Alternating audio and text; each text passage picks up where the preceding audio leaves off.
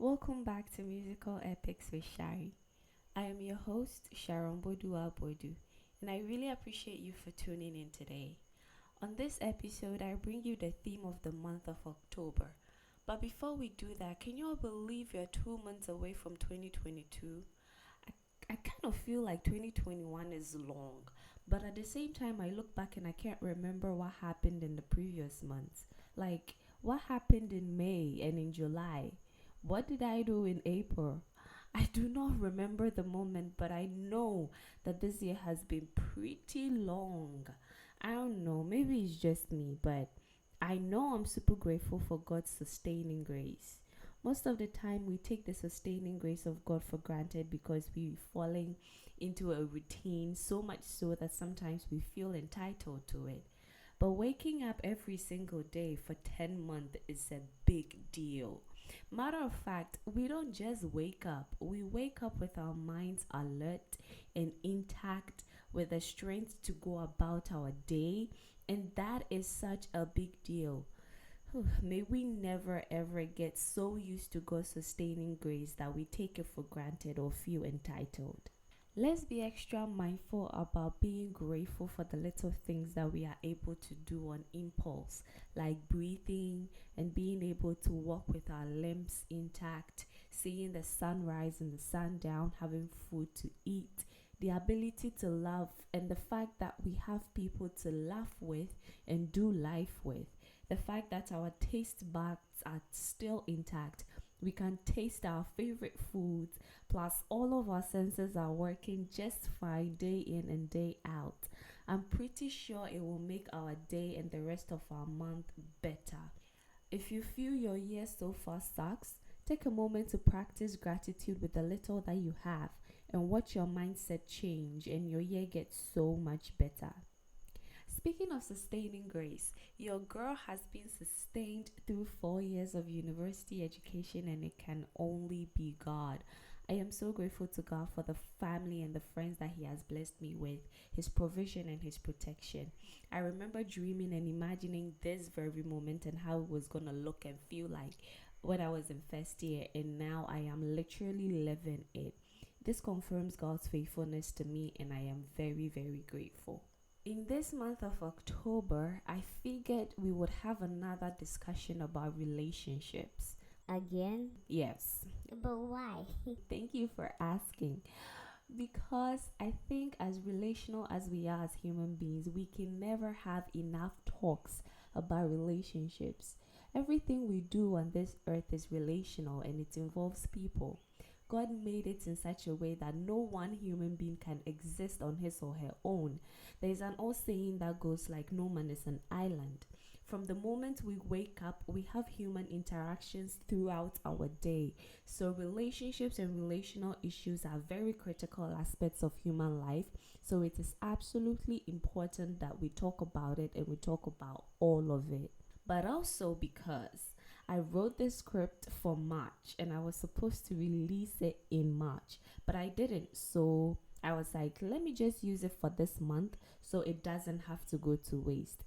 It is kind of strange how I had an entire script ready for both the theme episode and the main episode, but I never got around to releasing it. I've been trying to look back and remember exactly what happened and prevented me from recording and releasing this episode in March, but I came up with nothing. Mostly when I don't release any episode for the month is probably because I didn't have a script ready yet. But here is the case where I had both the theme and the main episode ready, but I still didn't release them. Thinking about it now, I feel like God intentionally made it so. He intentionally held me back from releasing at that time because He knew there was something up ahead that He wanted me to experience before talking about this particular issue. He wanted me to gain more insight and experience into the topic before talking about it so that I will know exactly what I'm talking about. And I am super grateful and thankful to Him that He did not make me release this, because now I have a lot more insight into the subject and I know exactly how it feels like. Now I can relate to the subject on a deeper level. I was looking over the script I wrote before, and some of the things that I wrote in there, I am so thankful I did not say them on air because now I have first hand experience.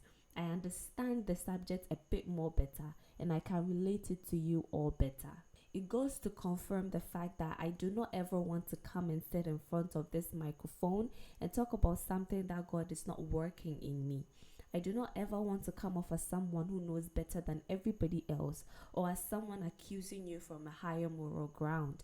There is something unique that happens when people are vulnerable and authentic with their life journeys, and I want to be that person for you. So, baby, I am struggling with this too, and God is working in and on me, so it is okay to not get it right all the time.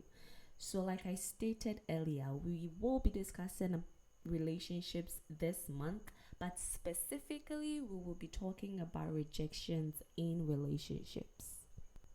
In as much as we are not meant to do life alone, we still experience relationship rejection with the people that we are supposed to do life with. In a perfect picture world, there would be nothing like rejection, just peace, unity, and harmony.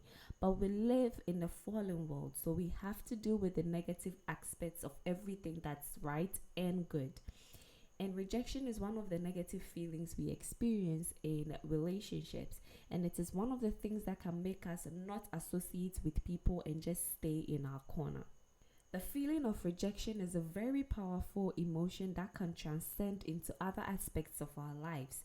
But like every other thing in the world, it can either be used for good or cause ruin, and I know this firsthand. Over the past few months and weeks, I got to know how it feels to get brokenhearted.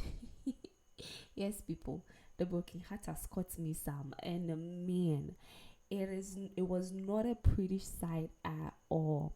I felt rejection in the deepest depths of my soul, and the funny thing is I did not even do anything to warrant that.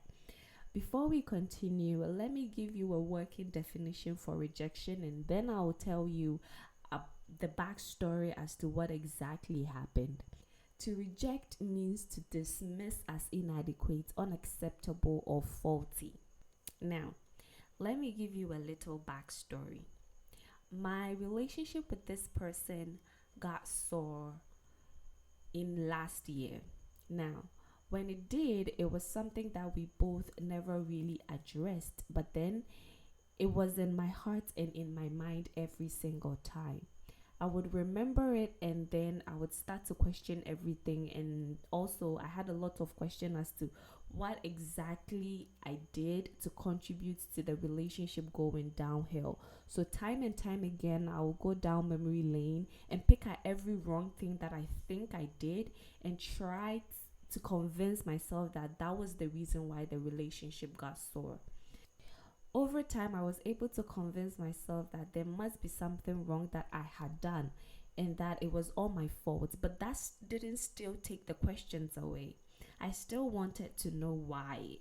So, a couple of weeks ago, I got back in contact with this person, hoping to hear a mouthful of all the wrong things that I did to destroy the relationship, because I thought maybe hearing that would give me the closure I needed. Well, it did, but it wasn't the kind of closure that I was expecting. At the end of the conversation, the only emotion I felt was rejection, and I had to call one of my favorite people to help me unpack the situation. Let me just put a pen here and give a worthy shout out to Darling for coming through for me, man. She is so wise and she puts up with me when I'm feeling all types of things. So thank you, thank you, thank you, thank you. Well, this experience made me see a different side of me that I never knew existed. Because over the next few days after the conversation, I was miserable. I questioned everything. I contemplated staying in bed all day. I questioned the choices and the decisions I've taken before, and trust me, there were a lot to be sad about. I remember I had already told you guys previously in my last episode about relationships that I do not necessarily see myself as someone who is good at navigating relationships. And so to experience this level of rejection from someone I dearly love and look up to caused all the insecurities and anxieties to come rushing back. It kind of confirmed what I've known all this while, that I do not do well when it comes to relationships and that I make very, very poor decisions relationship wise. It was pretty tough for me, and I had to take some time to consider everything in the picture and not just the part where I felt rejected. So, with a little intentional mindset shift and some good soothing music, I was able to move on with my life in spite of how I was feeling. Now I'm doing much better, and I figured, why not talk about this part of relationships that is so painful and also inevitable to happen. Do I still think about it? Yes, I do. Do I still have questions? Absolutely. Does it still hurt? Yes. So what's the difference between then and now? Like, how did I deal with the rejection, and what are some of the things I learned from the experience? Well, I share this and many more with you in the main episode, and we will have a candid discussion as to what to do when you feel your love is being rejected by the one person you would love to see accepted. So, why don't you join me in the main episode? Speaking about rejection, you know the one person who is never gonna reject your love? Jesus Christ. Yes, girl. He expressed his love to you even before you had the capacity to handle it, even before you could express it back. And he's just waiting for you to accept him so you can fall madly in love with him. He would never ever reject or turn his back on you, so you don't have to worry at all.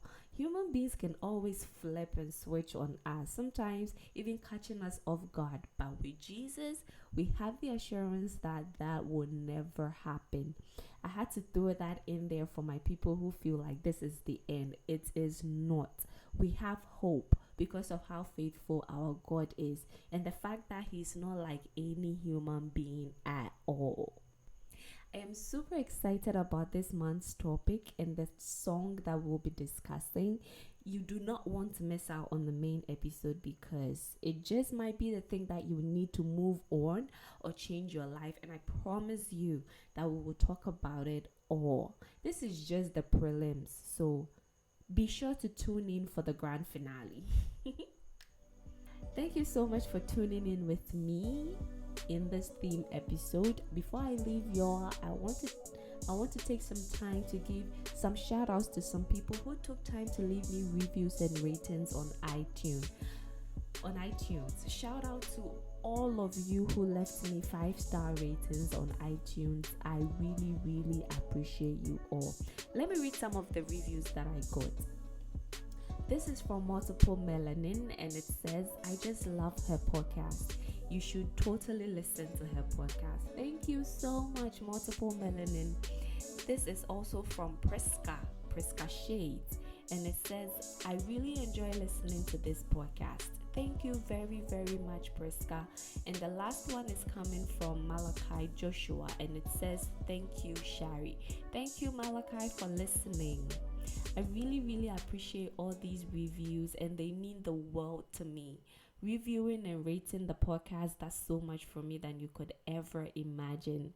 It is what pushes the podcast and makes it so easily accessible and easy to find for those who might not know about it. So please, please, please leave me a review and ratings on iTunes, which is Apple Podcast, and I'll read it here on the podcast and give you a well-deserved shout out. Don't forget to also share with everybody that you know and subscribe. I will come your way again with another episode, which is going to be the main episode for October. Until then, be safe, be happy, and be you. Bye.